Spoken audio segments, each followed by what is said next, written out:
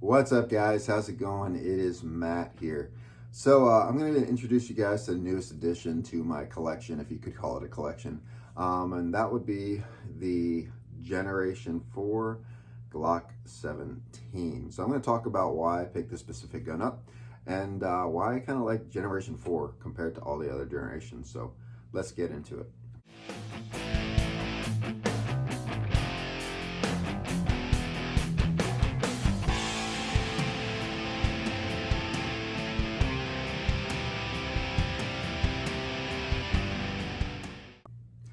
Now, I've talked about Glocks before. They're really good guns. I do like them a lot. I carry a Glock 19 a lot.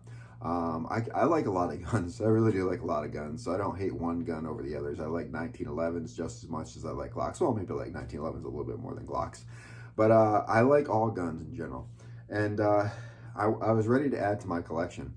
And I kind of came to a realization the other day at my class. One of the classes I had a basic pistol class. I think it's actually a really good class. I got about 7 students in the class.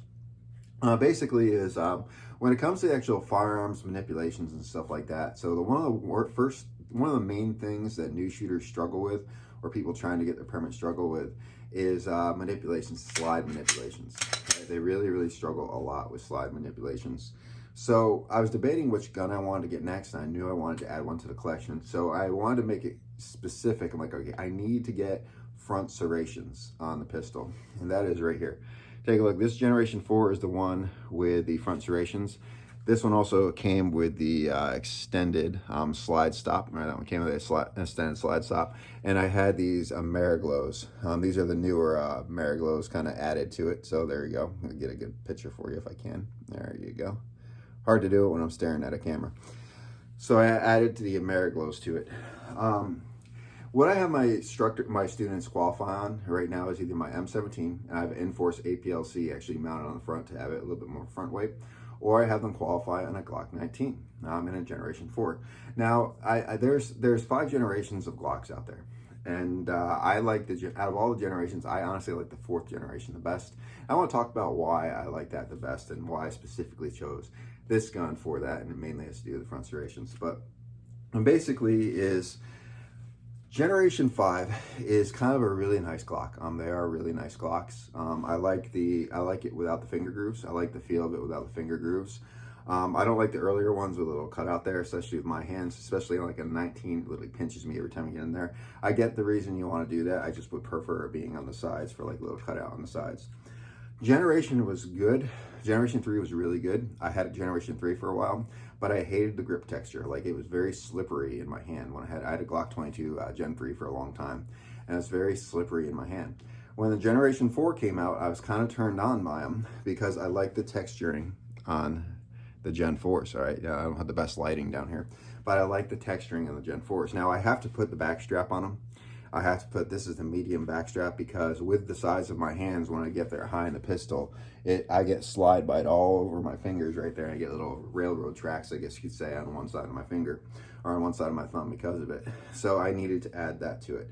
All my pistols, pretty much every single one of my pistols has night sights on it, because that's a given. I'm not a gun collector. I'm a gun user, and all my guns have a purpose, right? So I have a Glock 19. I carry that a lot. I have a Glock 17. I'm probably going to be adding this to my concealed carry, this to concealed carry. I'll be adding this to my daily, whatever, EDC. I love my 1911. I have night sights on that. I carry that a lot. I enjoy my M17. I carry it with the light on it, right? So I pretty much carry whatever guns I have. If I have a gun sitting in my safe for too long, especially when it comes to pistols, like my hunting rifle just stays in there. My shotgun stays in there. I don't use those very often. But when I have pistols, or when I have my pistols, if I don't carry it, I get rid of it. I trade stuff in and I get something new that I will carry. That's just how I roll when it comes down to this. But I specifically chose a Glock 17 because when I was in the class the other day, you know, some people have bigger hands, some people have smaller hands, right? So when they have bigger hands, they can fit better on some guns, and smaller hands obviously don't fit so good in the other guns. But the biggest thing that all those students struggle with is slide manipulations. And it's not just the standard, you know, racking it. I teach them if it's too hard, turn it this way and do the actual, you know, slingshot method. That's the easy way to do it. I like to teach this method too. This is the way I do it all the time with that hand.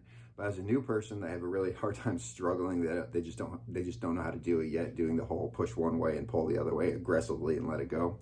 They really struggle when it comes to locking the slide back to the rear. So I specifically wanted the front serrations because I've learned over time of teaching my students to do that when you pull it back, a lot of people, when they pull it back like this and they push the slide step up this way, like I just did there, when a lot of people grab it like this, when you have a new student doing it, they grab it over here.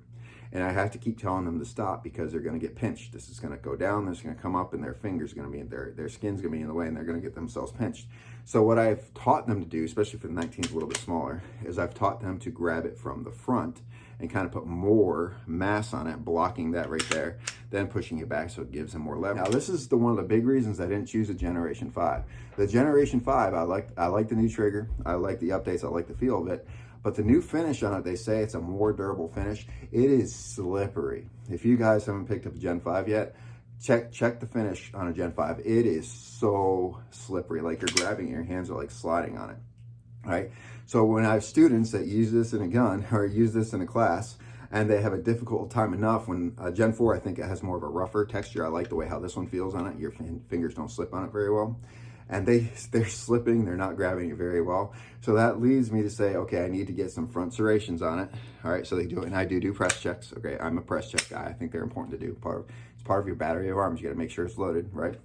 But so I'm like, I want front serrations and I want the finish that isn't so slick. So that's when I went out and I got myself the Generation 4 Glock 17. And this is a good feeling gun, and they're good shooting guns. Anyway, guys, if you like this video, like, share, subscribe. If you have any comments, go ahead and comment below. If you like the content of this channel, you really like the content of this channel, go check me out on Patreon.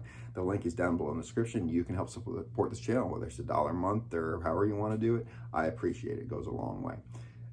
Anyway, guys, remember, it's our responsibility to take care of each other and protect each other. Peace.